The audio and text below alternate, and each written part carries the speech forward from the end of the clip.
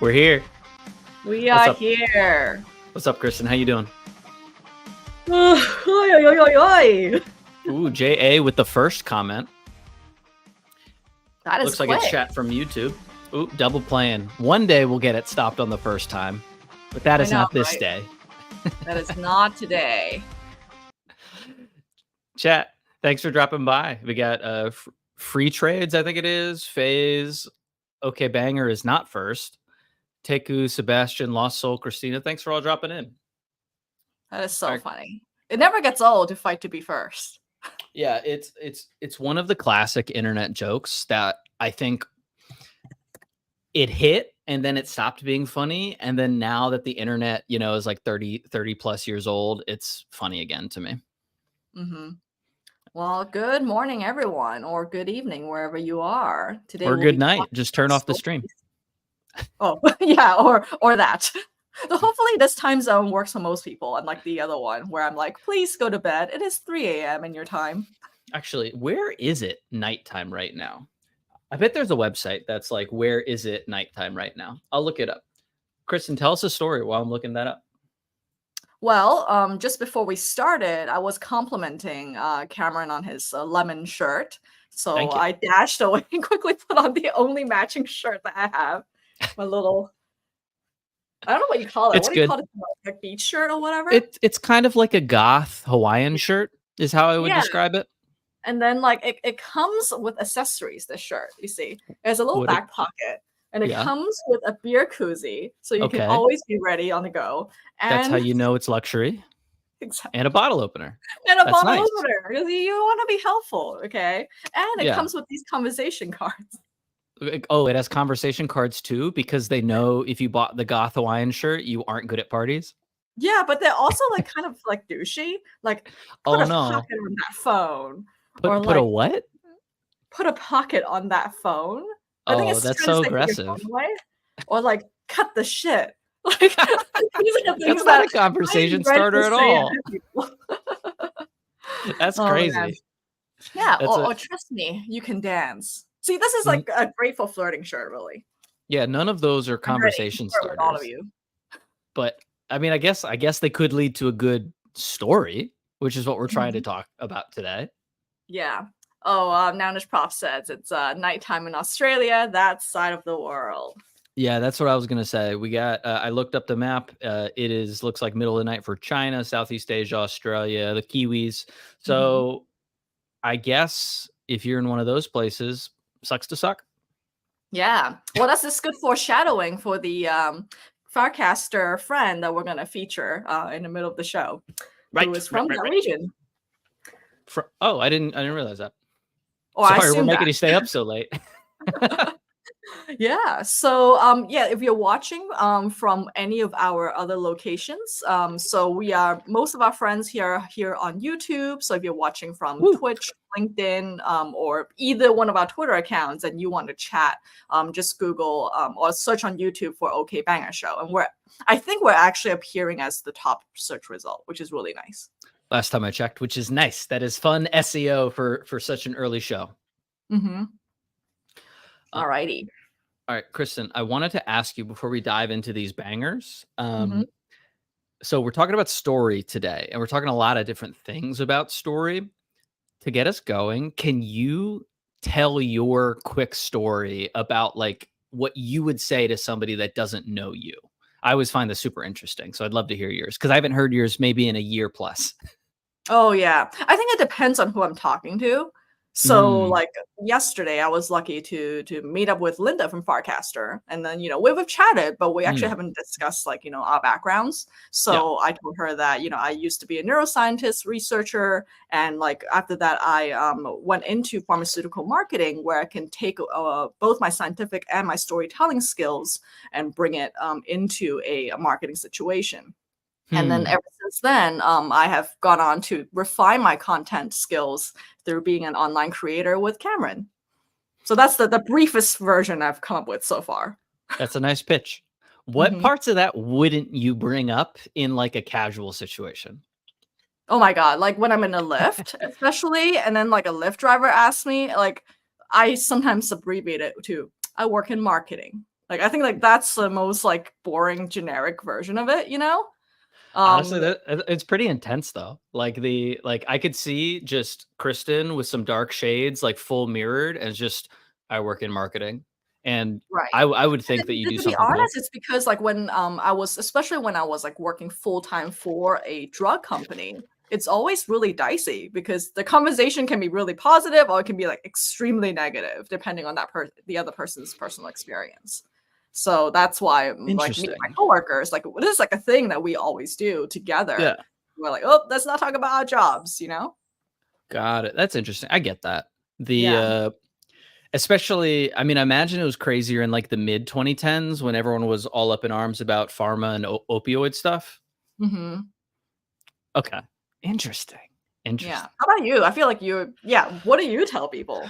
I mean, so I got a talk track, right? Like anybody that does more than a couple calls a week has one, but it's something to the equivalent of uh what version of it do I want to do actually? Mhm. But I basically like, spent 4 years in the army as an infantry officer, deployed to Kuwait and Afghanistan back in 2016, 17. Then I finished up my time teaching at the Army's Officer Candidate School. I was a leadership instructor. Got out, thought I was going to go do applied math somewhere, like some operations research, which is what I studied. But turns out no one wants to hire you to do that if you haven't done that in a while. And so since I'd been in the military, I realized vets go get their MBA.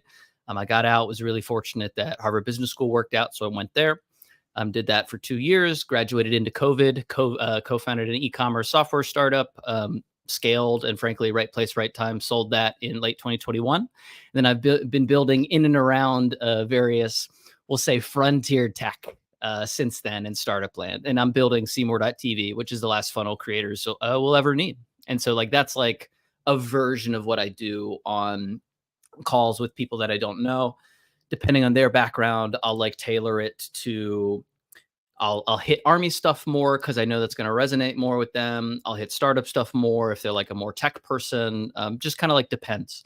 And Mm. so that it's a fun exercise in like quick context building, or at least it's fun for me. I don't know if it's fun for you. It's stressful for me. Mm. So, and also I find it hilarious. Is frontier tech what we're calling crypto slash I'm blockchain? trying to figure out how to reputation launder it. Because like, I mean, you pointed out like it's the same thing with the drug stuff that you're talking about. Like, Mhm. depending on how yeah, Sam, the We're skin already suits being are called on this out by morning. Sam. Yeah, So, for those for of you who don't know what skin suits is referring to, this is actually a relatively new term to me too. It's like this, like kind of like corporatey, like oh, you got to spiel, like there's a certain like artificial performative nature to it. But yeah, that we jokingly call skin suit. yeah, and skin suits are maybe better thought of as like a context you're switching to. Mhm. Like you've probably heard code switching on the internet before, not like you, Kristen, like the royal you. Um, Mhm. we code switch, we context switch all the freaking time. And I learned that specific version of my skin suit, obviously at business school, because like that's all MBAs do is yap skin suit stuff at each other. And so Yeah, there's it's a certain like business school way of yapping that I noticed that you're able to do really fluently. I had to learn the rough way because I was like a total scientist nerd thrown yeah. into an MBA situation, and I was like, "Is- everyone is talking in this really weird double speak kind of way. And I'm like, I was really dumb for like years and years. I would just be myself and just say things as I see it. Turns out that is not well received. Yeah. I mean it's tough because like there's some like hyper transactional people out there Mhm. where like that's the only way that they operate. So it's not really code switching for them or context switching because it is just them. But like Mhm. for I would say most people that, maybe didn't grow up on the like the golden path. Like I have a whole freaking essay about like class structures and getting to like an Ivy League school that I didn't really have the context for in terms of like the culture Mhm. that you can go read if people want. But like the it's second nature to a lot of people because they've seen everybody in their life do it their whole life. And so it's not unnatural for them to slip into it. And so it's a really fascinating thing about people. And if you ever find someone like talk in circles around you, like I think it's useful to take a step back and be like, oh, is this like a person that is outclassing me, or do they just like yap really, really well? Right, exactly. And I want to say hello to Achilles, Lauren. Oh, we got Sam so wants many to people. clarify that they made up the word skin suit. Um, and Creeped, Tara, Daniel, Darkris, and Kaido. oh yeah, and Kaido. Thank you so much And for joining us. Kevin is asking what I'm drinking. I am not sponsored, but I am drinking La Colombe. We were just discussing it We're this open. morning. We're open to sponsorship from La Colombe. Yeah, if anybody knows anyone over there, just send them our way. I would be happy for a little stipend to sip more. It's my sweet little Tuesday treat here. And we got Hind here for the first time. Hind or Hind? I hope I pronounced that right. But I thanks think it's for Hind. I think she told me it's Hind. Hind. We Okay, were well, in a farmhouse together a while back. you'll have to forgive me because there is a Russian helicopter called a Hind D that is my mental model for that series of words. Oh, Yeah. things you know. Yeah. All right, we're gonna jump into these bangers here because I can tell that Kristen and I really want to talk about stories because we just love stories, and so I want to get these bangers going so that we can get to the part that we're like also excited about and we'll probably bleed into because that's just what it's gonna be. Mm-hmm. All right, Oh, Kristen. Free Trade says my wife's father's-in-law's son works there, so we do I have a mean, hook us up. This can be the exactly. first Farcaster to live stream to sponsor that has nothing to do with Farcaster connection. That would be really fun. We will evangelize the words of La Colombe.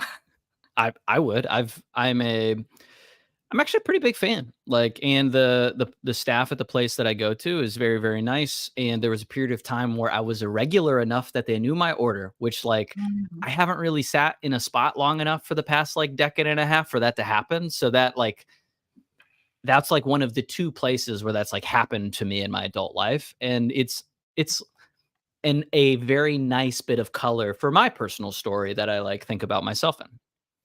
All right, let's get these bangers up. I'm just waiting for this to load. All right. Kristen, you got me? Can you see this? Yes. All right. We're kicking it off. Natural Keckers. Yeah, we're kicking it off with a banger. And for the audio listeners, some of you guys need to worry less about founder mode and might want to consider found her mode. This is part of an ongoing discussion over on tech Twitter, also known as Skinsuit Twitter. There's a debate right now about what founder mode is. Kristen, are you up on this? I'm up on everyone complaining about it on Farcaster. Yeah. So Yeah, I feel like I know like generally what founder mode is, but I'm wondering, is there a book that came out with that title or something that codified it? So Paul Graham obviously is like the tech essayist extraordinaire, for better or for worse. And so his most recent essay is about what he calls founder mode, which is really like an extension of what Brian, I forget the last name of the Airbnb CEO. I can never pronounce it. But he was basically like, when I was growing Airbnb, I had a bunch of people giving me a lot of advice about how to professionalize what I was doing. And all the advice basically boiled down to let the experts handle it. Like, hire people, let them handle this thing.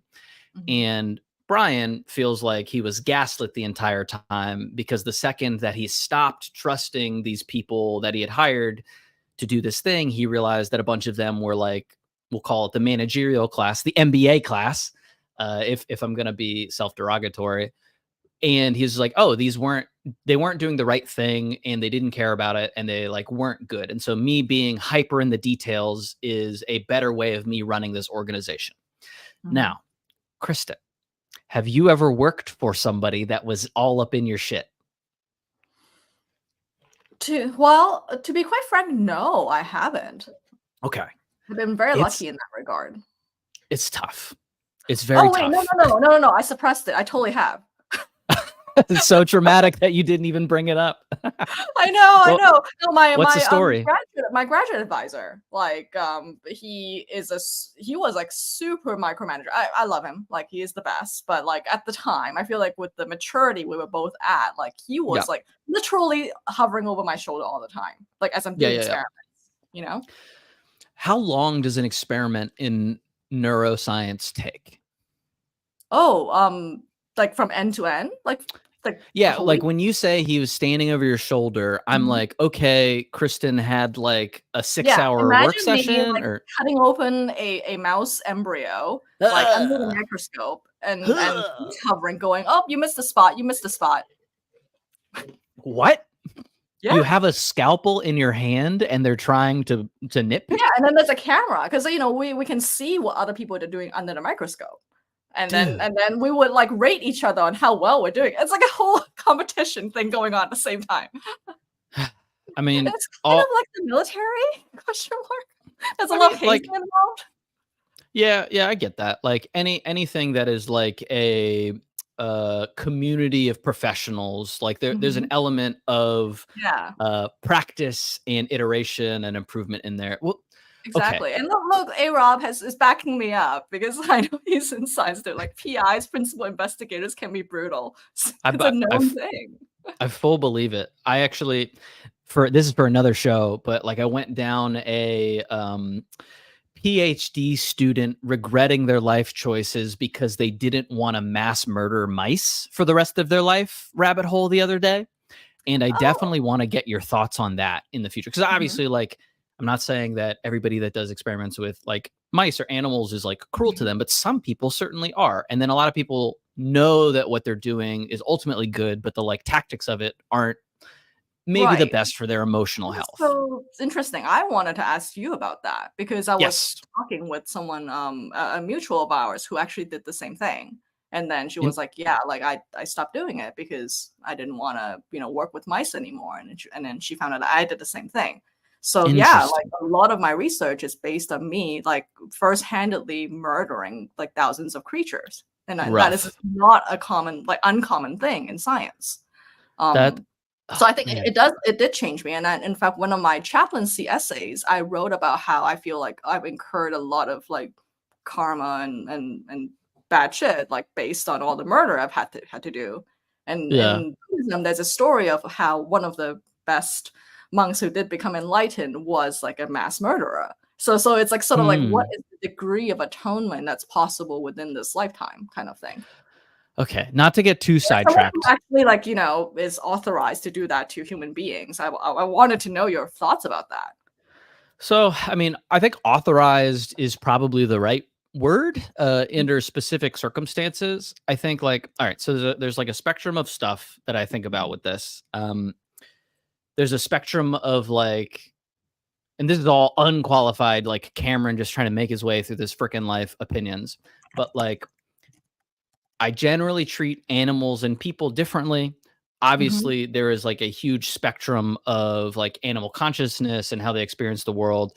Um, and like you know, I fish. I don't like I don't do this regularly anymore, but like used to fish, used to hunt like somewhat often. And the people that I would continue to do it with, I would like I basically would only do it with people that I considered respectful to the process. Because there's like a lot of people that are pretty callous about it, but there's a I would say choose? a what was that? Do you get to choose? I mean, like it's probably the difference between like when you're putting a mouse through an experiment and like you know you need to make incisions or whatever. It's like making sure that like they're not conscious for like shitty things kind of stuff. Like Mhm, if you miss a shot on an animal and it's like in pain, like you want mhm. to put it out of its misery as fast as possible. And like there's some people that like think that shit's funny, and that's not me. Like I don't fuck with Wow. those people. And so Mhm, like, you know, because like also we can talk about like warning signs of we'll say not so good people. But like anyway, so when it comes to people versus animals, like I do think if we're gonna like put math to it, there's a different math. Um, I think it is like a really, really sobering thing to talk about the sanctity of human life.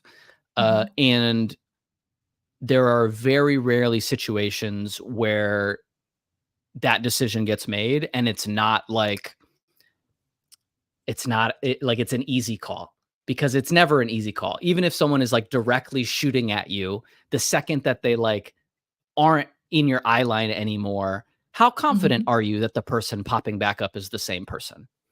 It might not be. It might be like somebody that just happened to be walking by. And so like, that it's hard. Um, but not to get too sidetracked, I just wanted to Well, ask like, today's episode is about stories, so I know, I we know, are and we gonna got go so, deep. well, I just want to ask this before we move on. I Can you know. be like, can you be a good Buddhist and also eat meat? Like, obviously, that's such a Oh, that's a loaded great question. question. Yeah, Yeah. like, my teacher, gets asked that all the time. Like, he himself is vegetarian, but Mhm. he gives a really like, a one-hour talk where he doesn't tell you whether you should be vegetarian or not. And tradition like, the original Buddha was not vegetarian because and he in fact, there was a Mm. schism in the early, Buddhist, Sangha, which is, like, the community, over whether someone should be vegetarian or not.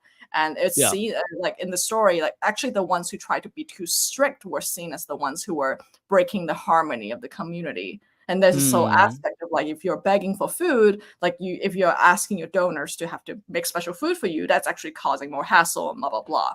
So there is, like, a Interesting. yeah, there's this, like, interesting spectrum of relativism, which I see in the comments too, of, like, well, like, like, how far can you take all of these, sort of, harm Yeah. that we're causing to ourselves and society and that kind of thing.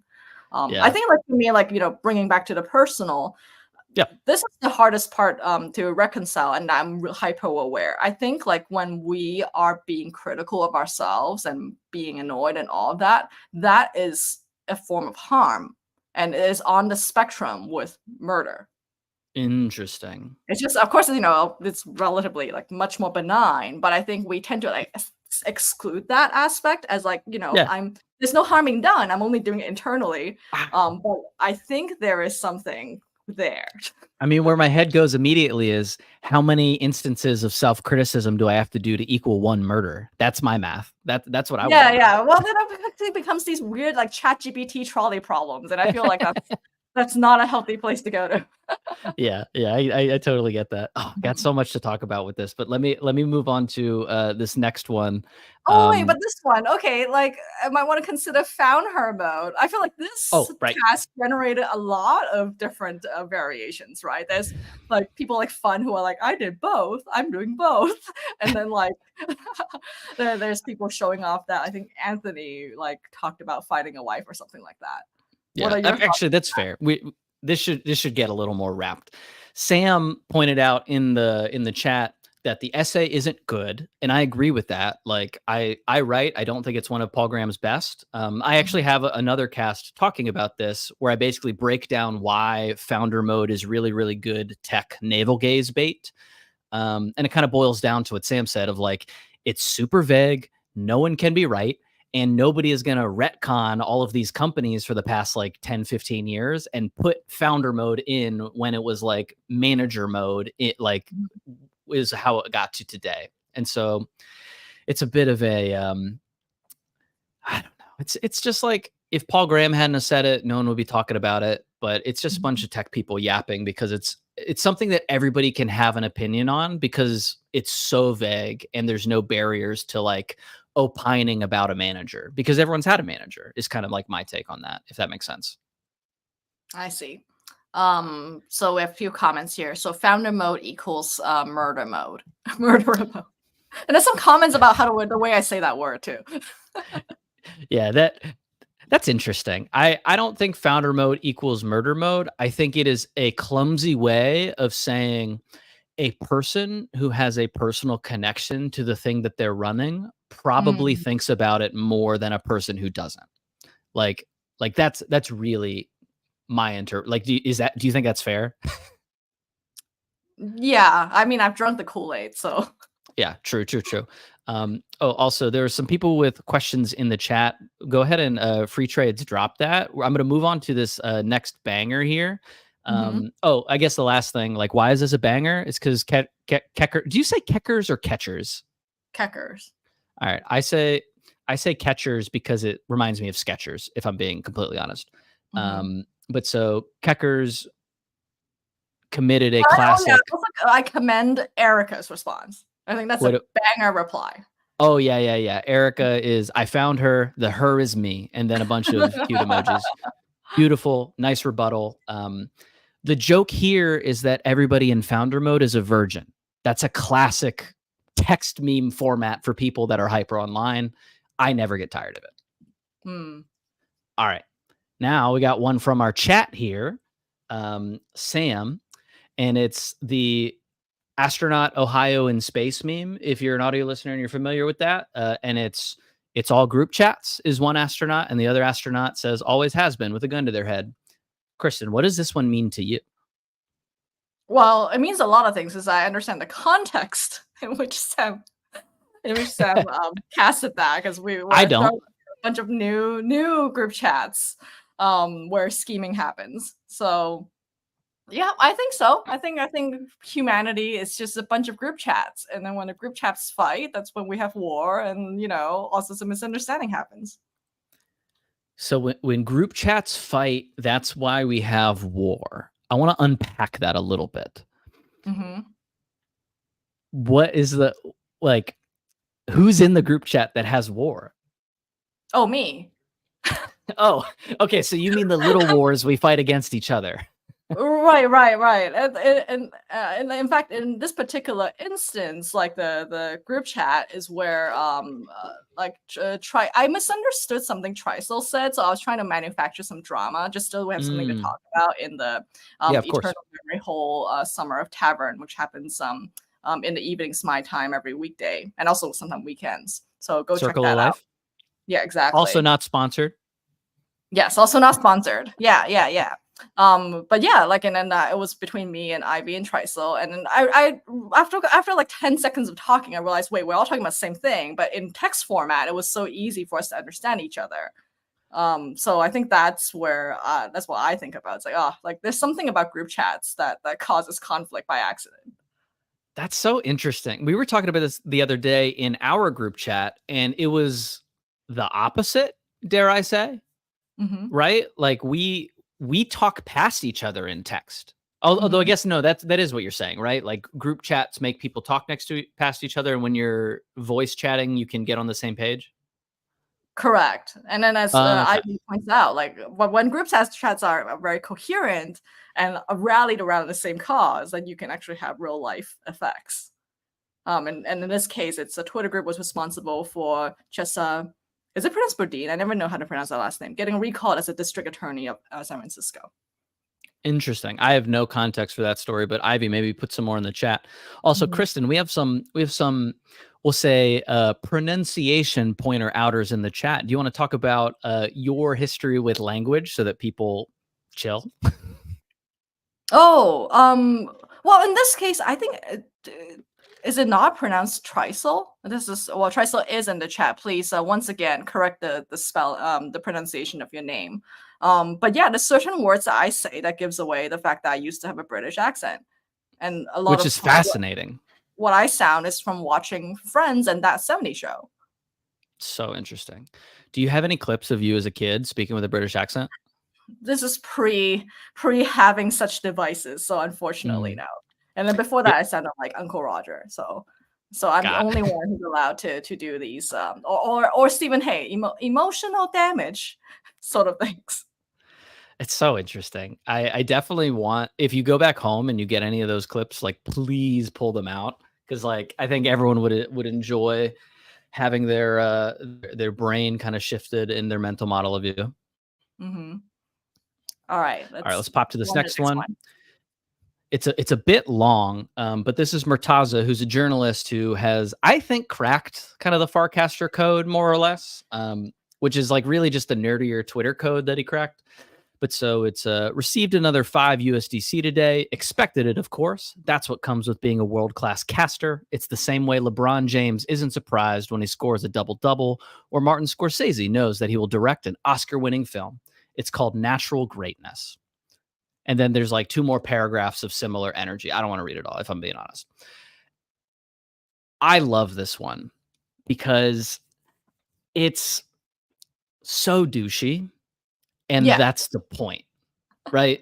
Like the point is that you're supposed to read this and be outraged that another human being is talking about themselves that way until you experience the realization of, oh, they're in on the joke. Mhm. Do you like this format, or does it mess with Oh, like your balance? I like it. It's just the eloquent shitpost category. Yeah, less cusses and more just like intentional cognitive dissonance. Exactly, and it immediately became a copy pasta. So I'm like, oh, Yep. everyone else loved it. Yeah, Though I like think I like think the whole like $5 USDC is once again another social experiment that's foisted upon us by certain team members, and has say more about created that. yet another social divide that's awkward. The I think it's really interesting to see the evolution of, like, I mean, like we've both been on Farcaster for a minute. Anyone listening, Farcaster is basically like a kind of a Twitter clone with a lot more data backend underneath. So it's like interesting for developers to maybe play with. Probably comparable to a Mastodon, Blue Sky. Technically different, but like mental model is similar. It's interesting to watch how Farcaster has shifted to just like talking about Farcaster being the content. Like that still happens a Mhm, ton, but we mhm, shifted from just talking about Farcaster as being the content to leveraging the things the Farcaster team does to create content, which is like mhm. slightly different. Do, does that make any sense? Yeah, that makes sense to me. Got it. What is there anything that you've noticed about the feed in the past few months, like that's in that like a vein? I feel like you have a better memory than me. And this is another like story, right? So like before, for the audience to know, like Cameron and I like pivot back a bit back and forth between like, do we tell each other what we're gonna ask before the show, or do we not tell each Yeah. other before the show? And this time we did, right? You can see we're a little bit more prepped. But like for me, like I have my confessional story is I have a terrible, terrible memory. And I feel like people Hmm. don't realize that because I have 1 million like written systems to make up for it. But when you ask me to reference something from a few months ago or whatever, or like reference something from the feed, I'm like, nothing. I'm a fresh new flower every day. Like Unbothered by the burden of history. exactly. That's funny. I like I don't know if I have a better memory than you. Like because like that, and also I didn't mean to put words in your mouth if that is not what you said. Um, I do think I'm just like in the feed kind of an unhealthy amount. So I might like just be exposed to things that you haven't seen just by like quantity of feed scrolling. Hmm. Oh man, what's going on in our chat? People are going all over the place. Yeah, yeah. Yeah, Yeah, let's move on to the next one. I think we're yeah. hitting halftime, so Oh, geez. Y'all, we're yapping too much. All right, we're gonna go through. This one's a classic one, just reskinned. It's a picture meme, but it's a picture of a text conversation. It's dude, I just downloaded Cursor, AI powered development tool. have you Anyone been can be using an engineer now. What was that? Cursor? Yeah, I've been using Cursor for like a year. Oh, The okay, okay. I didn't realize it's that popular. there's kind of like It debate. it certainly didn't solve your coding problem from last night. No, no, it did not. But like that could be operator error. But anyway, the rest of the conversation, and presumably an engineer says, haha, yeah, maybe. The original poster, I literally built something in minutes. Show me is the response.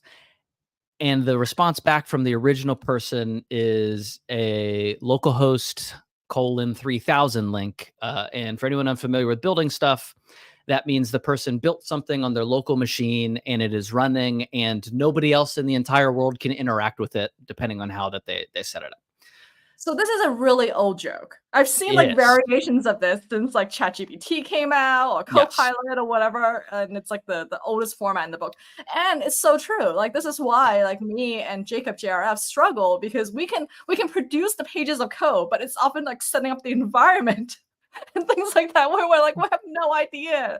And for some reason like these like AI like coding help things don't know how to do that either.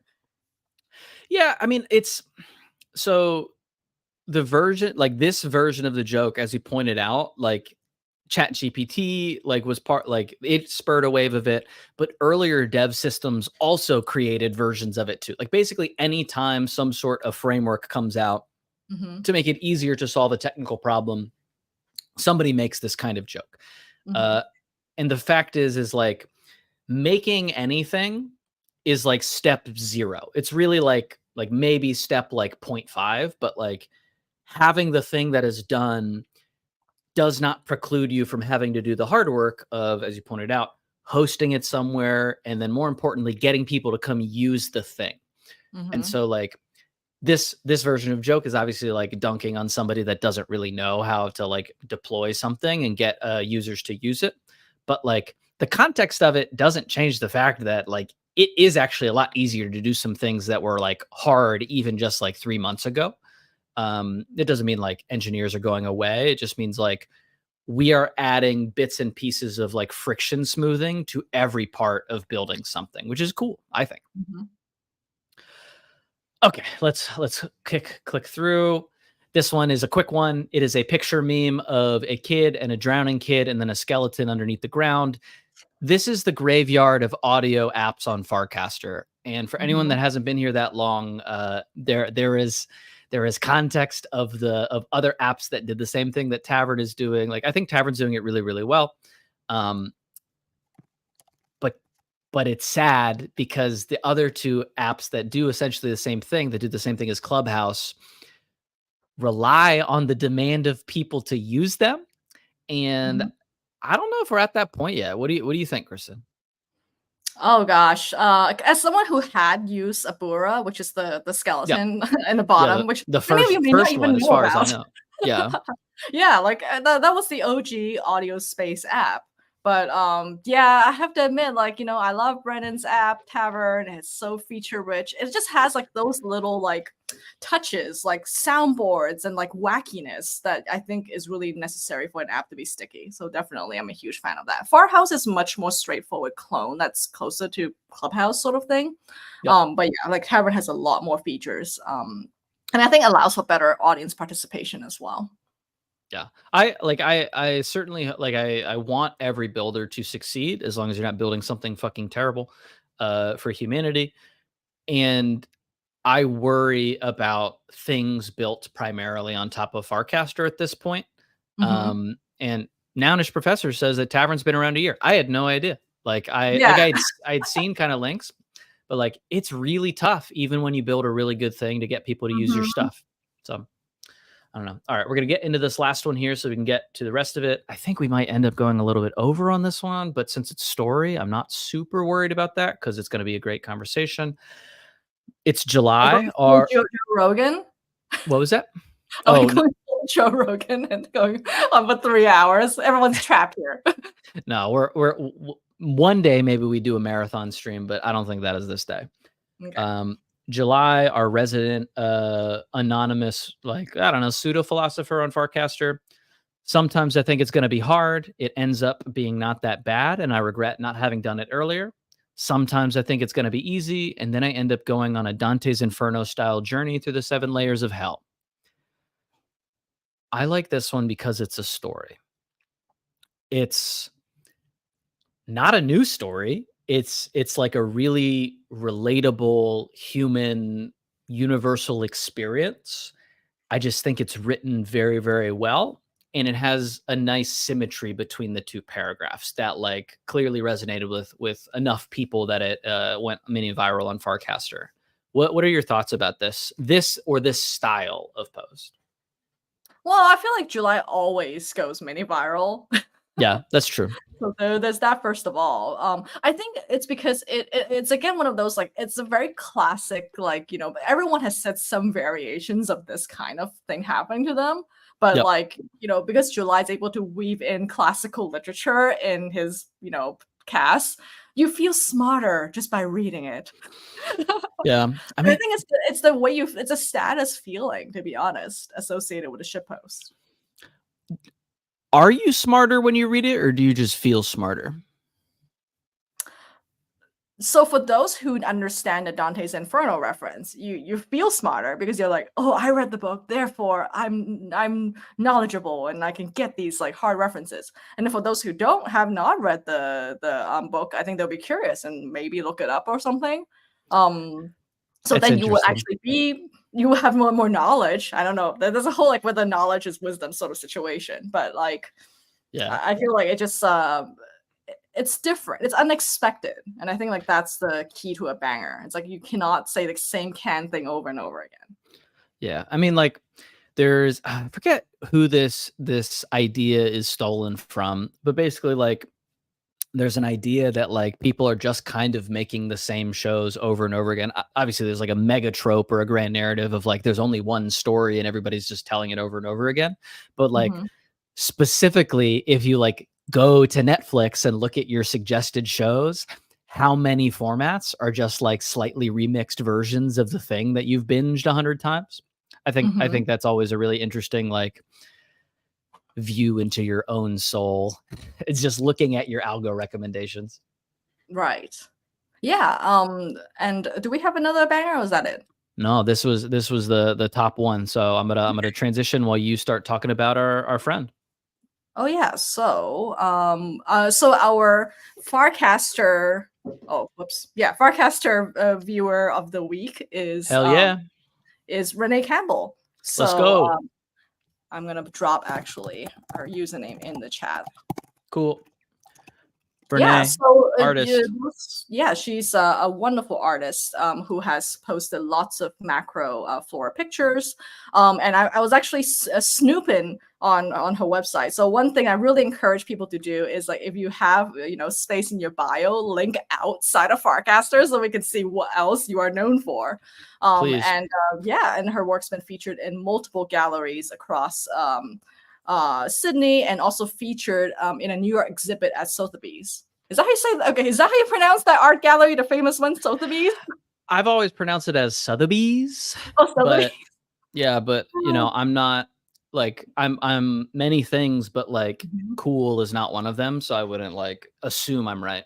I mean, Yeah. we got so So, many freaking Brooklyn fucking nerds on Farcaster. One of them knows how to do it. Somebody tag your Brooklyn friend on Farcaster and ask. mhm. Yeah, and I feel like that's one thing. Again, the storytelling aspect of ourselves, right? Where I really wanted to feature Renee because, of course, like she's kindly minted all our episodes and also told us about it in the feed, which helps us find like if you have minted all episodes or not. And like I've seen her art like in my feed, but I had like no idea the breadth of her art skills until I went to her website and was like, oh, she also makes these little tiny house sculptures and like oh, like Oh, you know, what? a I lot didn't even of her see art that. is featured in a lot of places. Yeah, she That's so makes the interesting. physical art as well. So Yeah, definitely go it's check it out. This is her website, everyone. Yeah, so these are her little sculptures. And definitely I think that's the tricky thing I think with Farcaster is that like we can only share so much and bits of yep. ourselves in the feed. And being able to hear everyone's stories. I've been trying to, for everyone in the audience right now, I spy on all of you and then I try to parse Same. together your stories. And that's something that we really want to continue to feature on the show. So again, if you mint all episodes and then post a screenshot of that in the OK Banger channel and tag us, that Yep. really helps us notice that you have done so. Yep. Or if you work for somebody, we're also accepting sponsors. Just throwing that out there. But okay, cool. Renee, excellent Mhm. storyteller through her visual medium. Now, Kristen, Mhm. what do you like to tell stories about? Hmm. Because I think I'll I tell think story. Oh, go ahead. Go ahead. I usually like to tell other people's stories. Okay. Like, I guess like you might be similar. Like I feel like I am still working on being able to tell my own stories. That's a lot of Hmm. times why I rely on writing as a means of storytelling because it helps me recall specific details about what happened. Yep. Um, and uh, and it makes it into like a neater parcel. And I think like as you know, something about storytelling is that there are certain frames that people expect, right? So, for example, Yep. like Kurt Vonnegut had this whole thesis on like the shapes of stories, and like there's certain themes like one common one is like the hero's journey, right? And I think like that is the thing with a lot of like storytelling, especially what I see in Farcaster because of a space limitation, is that you people like oftentimes like tell you about their present state of like I have a thing to sell or like Yep. you know, this is what's happening right now. I do the same thing. But like a good story is one where I tell you from like something that's really you know, down there, and then you know you overcome some you know tension and some like challenges, and then you reach up there. So to get back to your like question about story, I wanted to tell one about like you know why I keep making these shows. Because that Mm. came out when I was talking with Linda. She was like, Why do you do this with Cameron?" Why are you on camera? Why do you yap to the internet? Exactly. And I think there's a large part of me that wants to mimic what helped me when I was like extremely depressed, when I was working in the lab. Like, you know, I Mm. didn't feel like I had a future. Like, you know, as a PhD student, unless your experiments magically work out, which has so many uncontrollable variables, you Yep. may not have a career. For me, like I was extremely depressed circumstantially and also like chemically. And like I listened to a lot of comedy podcasts. So Hmm. like this was the earlier days of podcasting. It was like Mark Maron, like you know, it was a lot of Joe Rogan. What Um, year? hmm? What um, years? I would say it's like 2006 Oh, to dang. Okay. 2011. Yeah. Like That is the early actual early days podcasting. of podcasting. Yeah. Yeah, and like you know, Mark Maron especially, like you know, he interviews like other comedians, and you know, Okay. that's where you can find out about them. Yep. But in the beginning, he goes on a monologue about what he's up to, and like you know, whether he's feeding his cats, and all sorts of like weird Mm. little daily anecdotes. And he Yeah. talks very frankly about like struggling with mental health issues. And I feel like just having someone to tell me like these sort of background stories like really helped me when I was struggling myself. And so, like for me, like I'm, you know, of course, like me and Cameron all cheery and yapping on here, but Yeah. I feel like I'm trying to slip in the fact that hey, I wasn't always this way, and like you know, I had a really hard time, and like there's a lot of strategies that I think you and I can both share that helps people with undergoing these tough situations. That's so real. Like, I didn't make this connection until you expressed it that way, but we've like both gone through we'll call it a first career Hmm. that is really contingent on the like stochasticity of your journey. Hmm. And like the randomness that comes into the hard work that you do is often more important than like the hard work that you do in something like science or the military. And like the military context is at any point at any time you might accidentally fall into a goddamn hole and break your leg, and then boom, your career has at the very least been set back like a meaningful chunk of time, but more often than not it like gets ended before it really starts.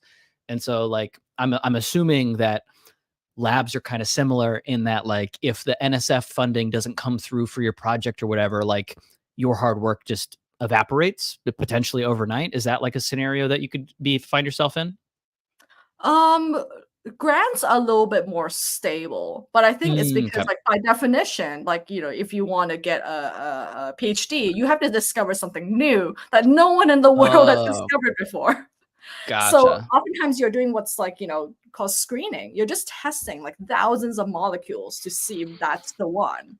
And it is the same as like a crypto lottery sort of situation, you know. Yeah. Like, you don't know which shitcoin is going to be the one that takes off. So it's definitely very stressful in that regard. But I think that's also the fact that maybe I wonder if it's the same as military in academia. It's very much like a extremely steep pyramid. Oh, Very yeah. few people will get the academic job and be a professor in a place that is a place that you majority would want to live in. So Yeah. the odds were not favorable at all. Yeah, I'll have to fact check myself later, but so there's like 500 total generals ish in the US military across all the branches of service, and Hmm. there's like 20,000 lieutenants that join every year at least. And Hmm. so like that math doesn't work because like you can only become a general after you've been in for 20 years. And so like you got to Hmm. like really figure that crap out. Yeah. Oh, and it looks like Gwen has an entry here to our stochasticity, or like the randomness of the world changing your path.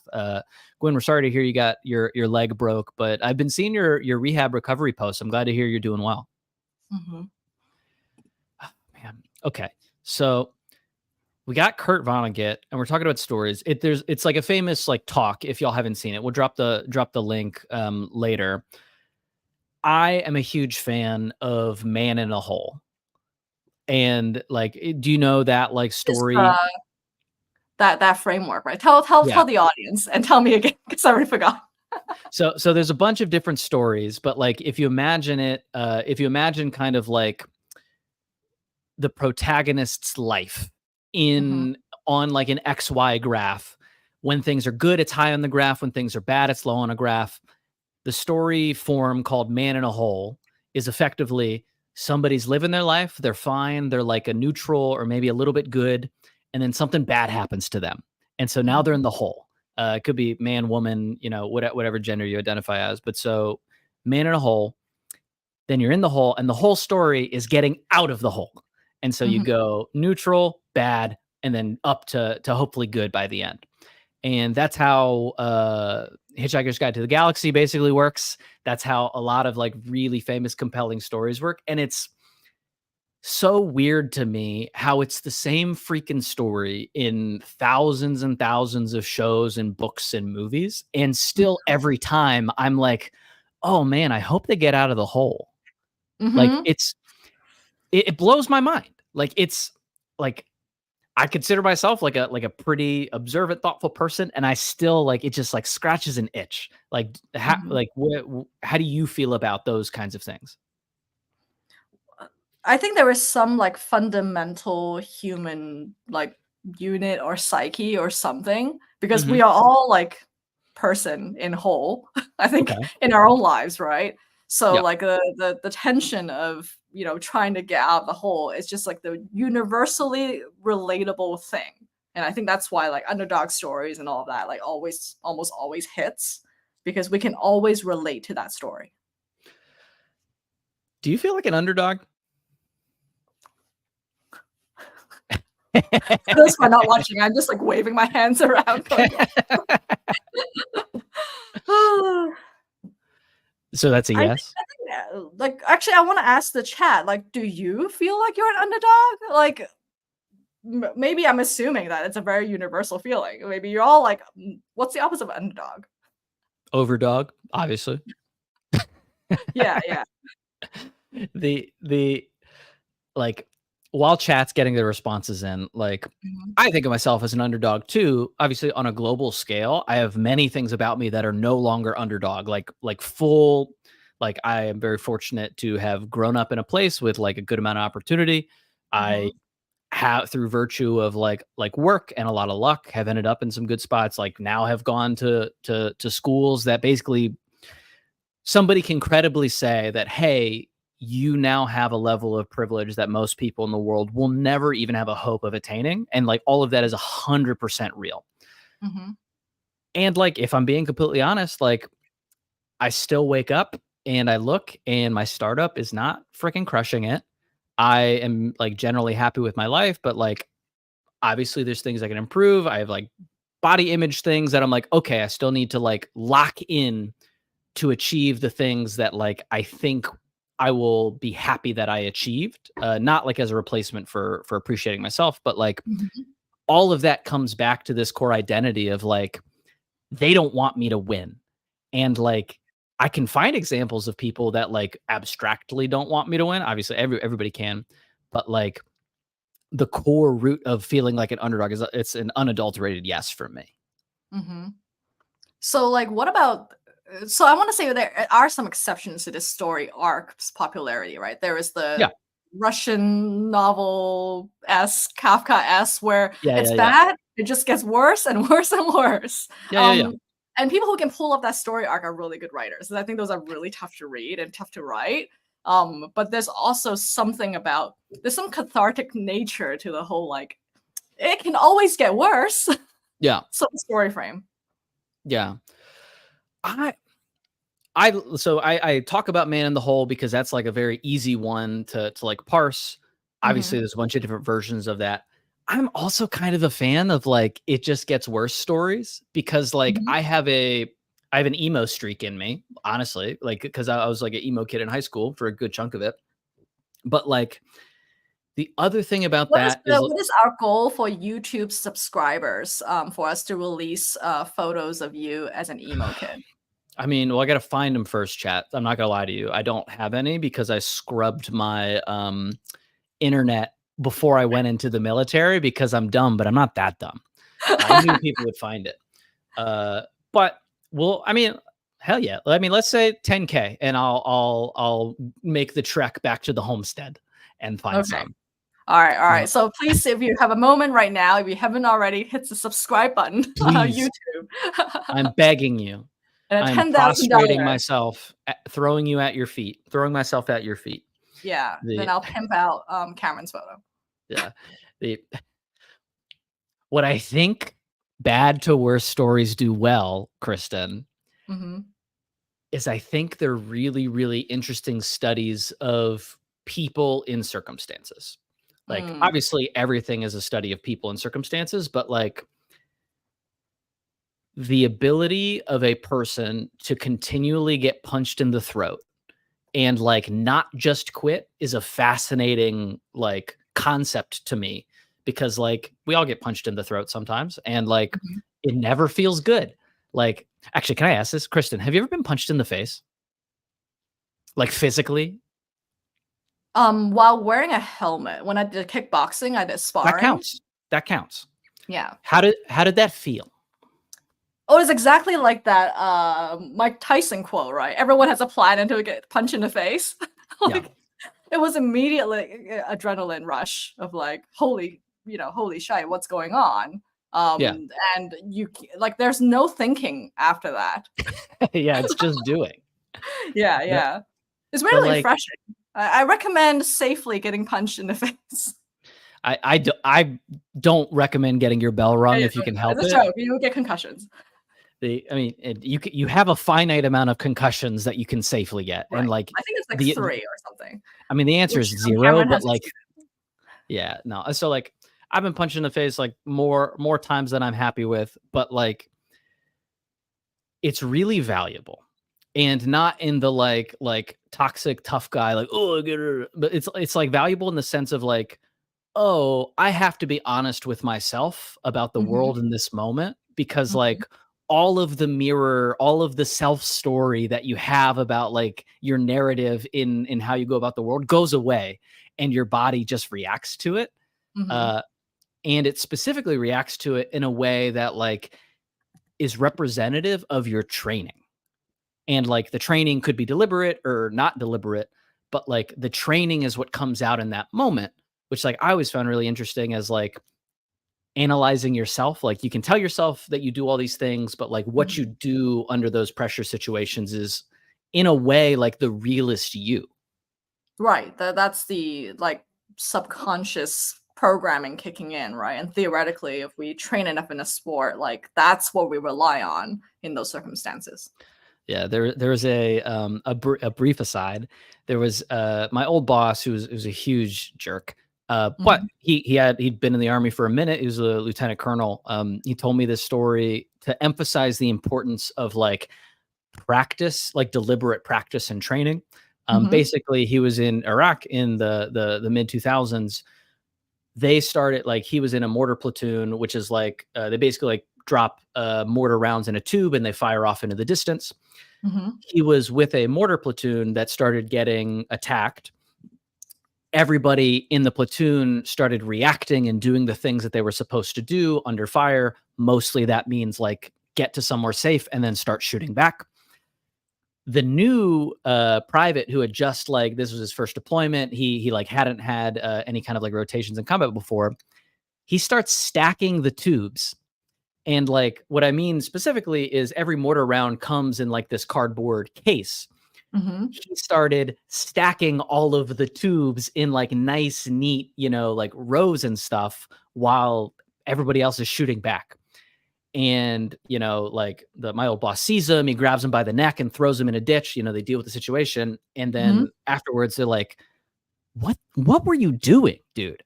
And he was just like, this is what I do, because the platoon had been using him as the person to clean up all of the round, like when they went to the shooting range, all the wastage.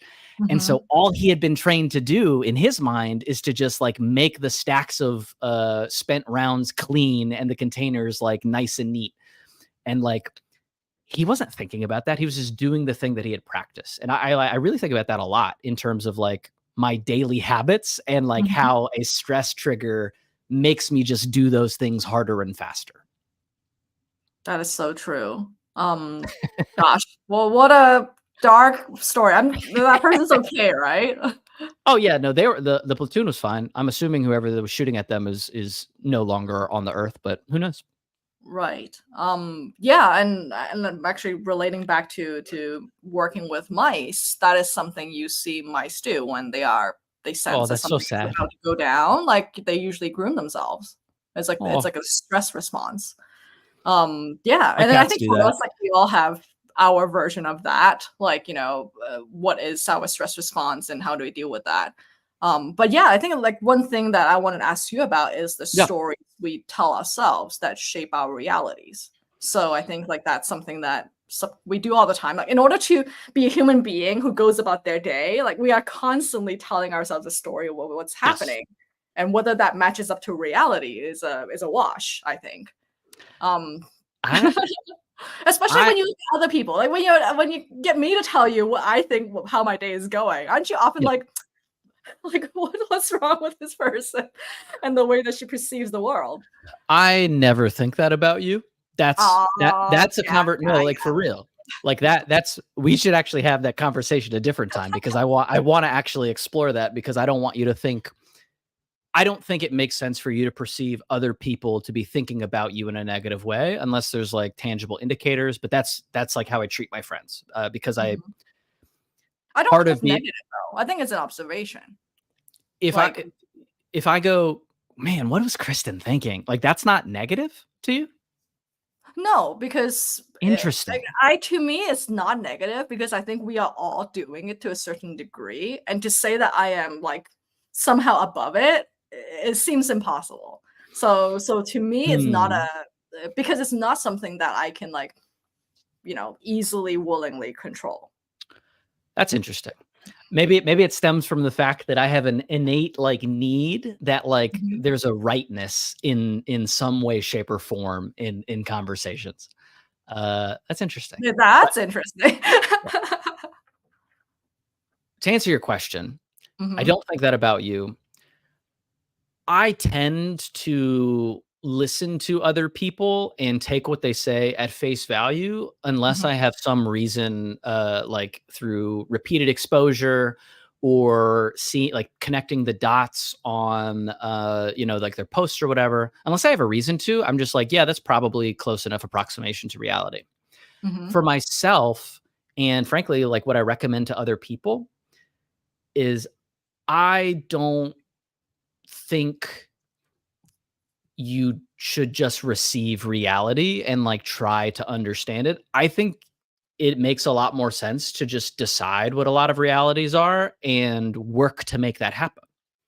And like that's such a fuzzy, useless statement that assumes a lot of agency and control, like for a person over their life. mhm. But like even in the most out of control circumstance, like the mindset of like, oh, like, yes, I am in fucking Afghanistan and I'm doing some like I'm literally like burning shit in a barrel and I have to stir this thing. Like Mhm. that's a real thing. Oh, Oh yeah, yeah, super gross. But is it it is because you what don't it wanna leave, evidence, or no, it's why do because you burn your shit? like, okay, you're not supposed to anymore. It's like really bad for like the environment and your lungs and like it's not good. But Mhm, when you have a group of people in one spot for longer than like a day, like human waste accumulates like very, very quickly. And like most of the time, the option to move it somewhere else doesn't exist. You know what I Mm. mean? And Mhm, so mhm. like if I know that if I like somehow find a truck that I can put a bunch of human waste into and then I drive it somewhere else and just dump it on the ground or whatever, like burning it ends up being kind of like the Pareto okay way to deal with it. Mm. But like it doesn't burn easily. It doesn't want to get burned. And so like you got to Mhm. like mix it with like diesel Oh, or jet fuel. It's awful. But anyway, so okay. even in that circumstance, the like attitude of like, yes, this is my reality, but there's a version of this reality that like after I do this really shitty thing, I can go like, I don't know, like play spades with my buddies. And Mm, like that wasn't gonna happen unless you like were like, okay, I'm going to take agency over this next bit of time that I do have agency over. And so like for me, mhm. the closest thing that I have to like a narrative that I tell myself is like about like what I'm building with Seymour. Which is I very pers- similar to stirring shit in a barrel. honestly, like not mechanically, but kind of. But like I don't think the product's that good. I think we have some features that people really like about like weekly Farcaster analytics, but nobody's paying for them. So like how much do people really like them, right? If they're not willing to pay for Mhm, them. mhm, But like I can see so clearly like where I like want and will make this thing go that like that narrative of like yes this is the today but like the tomorrow is like completely imaginable and plausible and like reasonable if I do these like next 1,000 steps like in mhm. roughly in a row. Like that kind of narrative building is the thing that I think people would be well served to do a lot more of. It's not easy. It's kind of like it's simple but it's not easy is how I tend to describe it. Mm. So, I feel like, in terms of the grind, like, usually I'm able to get through all of this. Like, I think that's a lot of how whatever, I've succeeded in is through grinding. Yep. But I think where, the daily storytelling happens that I think is not you serving me either is like, am I doing Mm. the right thing, right? It's like in this moment, I'm obsessed with solving this problem. What if it turns out this was not the thing to solve? Can I just like completely go because we haven't talked about this at all. Can I just Mhm. ask you, screw the show, screw everything else, like what's the next right thing for Kristen to do today? That's not related to our show. Just We do have schedule. like you have so many things going on in your life. What's the next right thing for you to do? Uh, well, besides our show, I'm doing a lot of outreach, right, for my consulting business. So Mhm. for me, I'm like, okay, the next right thing to do that is top of the list besides this show is like I gotta contact people in the right industry who can pay me to do marketing consulting. 'Kay. And ideally it's, part-time contract work so that it's stable, but yet doesn't take up all my time so that I can have time to work on the show. So what's the next right thing to do to facilitate that, like tangibly? Email and message more people on LinkedIn. So you already have a list? Yeah, I have a list.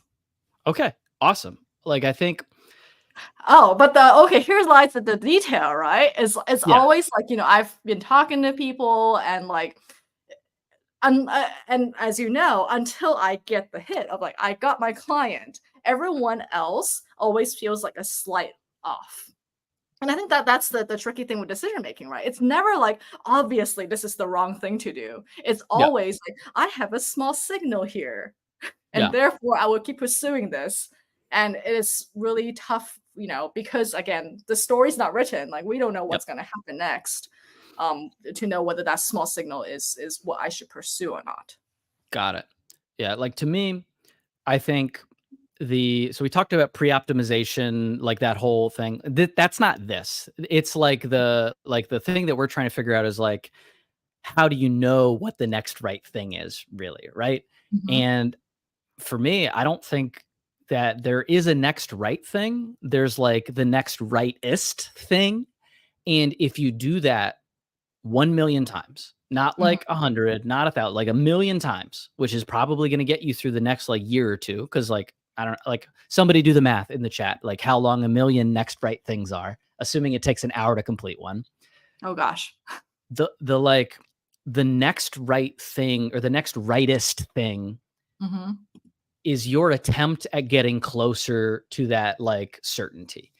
And I don't think doing the wrong thing well and in a time boxed way is a problem.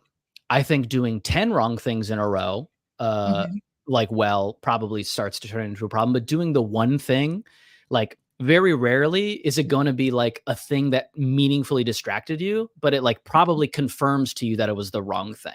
And so to sum that up, we got to do more stuff if we want to know stuff because action generates information. And then like I have not found anything else in my life that has been as consistent as action generates information. So then the question becomes like, how much time do you spend doing the action, and how much time do you spend reviewing said action? And I think that's like this cycle, which again, it's a storytelling part, right? Because Yep.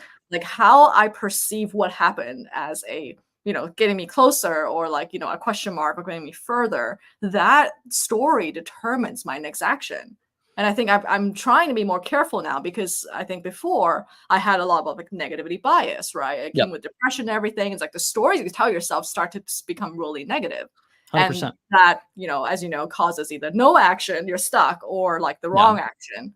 So it's like I'm trying to always like find the positive story, even though like, it's either like the person's not exactly the right client, or like, maybe the Yep. wrong industry or whatever. But it's sort of like, what's the little nugget of signal I can extract out of that would then help me point my little compass in the right way. I think if you're spending more than an hour doing it, you're probably spending too much time. Because like Mm. your next right thing shouldn't be more than an hour because it's too big. Mhm. Like I think that like if you can get it down to like whatever that thing is, like email 30 people or whatever, like however long your list is, and you spend 45 minutes doing it, and then you take a walk for 15 minutes and you're like, oh, did that meaningfully move us forward? Maybe you can't do it in that second and you got to use the Mhm. 15 minutes a week later when you see the responses. But like Mhm. the smaller your trials that you can make them, the like faster you're going to be able to like generate signal and iterate on that. Like I think. Yeah, you're right. Oh, and Daniel's kindly did the calculations. That's over 100 years. One right thing per hour to get to 1 million right things is 114 years. Thank So you so so what much it for math. so I think we learned that if you Mhm. do a million right things, you'll have lived a good life. Yeah. Boom, done. We don't need to film another show. We've solved it. Yeah, so I think that's super useful to make sure that the experiments themselves don't have such a long lead time when it Yeah. comes to getting a signal. Actually, scratch everything that I said. The next right thing to do is to read another essay on the internet about it instead of doing it, I think. Oh, right. Exactly. Another thumb piece would surely help with our situation. And then start 3 drafts about your Mhm, own version of it before actually mhm. doing the thing too. Yeah. Well, I think we should let our audience go so that they can do their right thing. Absolutely not. Keep on. No, we'll bounce y'all. We got another show Thursday at is it 10 p.m. Eastern, 7 p.m. Pacific now? Yes, though I wonder, should we move it an hour earlier? Chat. Kristen's gonna make a post. Reply to the post on Farcaster Mhm. with 9 or 10 p.m. Eastern time. There'll be instruction in the post, but look for the post. Yep, exactly. We realized that like it's a I feel bad. It's super late for Cameron, and I'm also more awake an hour earlier. So to put on a better show, we do want to shift it a little early in the day. But we definitely don't want to miss anyone in that time zone. Yeah, but we can also just lock in. Mm-hmm. Locking in. So do you think locking in, like, is there a story that you tell yourself to lock in? Because I think that's a really useful. So what we would say when like somebody important was coming over and we were like in a formation or whatever is like lock it up. And so Mhm. like you're like smoking and joking is the term. So you're smoking and joking, and like someone says lock it up, and you're like, all right, I'm fucking in. So and locked in is like a version of that. I tell Mm. it to myself all the time. Like there'll be times where I'm just like, oh, sad boy Cam, like lock in, let's just fucking do it. And like Mhm. that grug brain approach of okay, you are in a mode where your sad emotional brain isn't helping you right now. So like turn it off for a little while, do the thing you're supposed to do. Like, don't Mhm. stop feeling the emotions, like, but feel them when it's like a time that makes sense for you. Like, that's how I interpret it. All right, I'm gonna end the stream with that. So if you're done Hell listening yeah. to us, go lock in if that's what you want to do.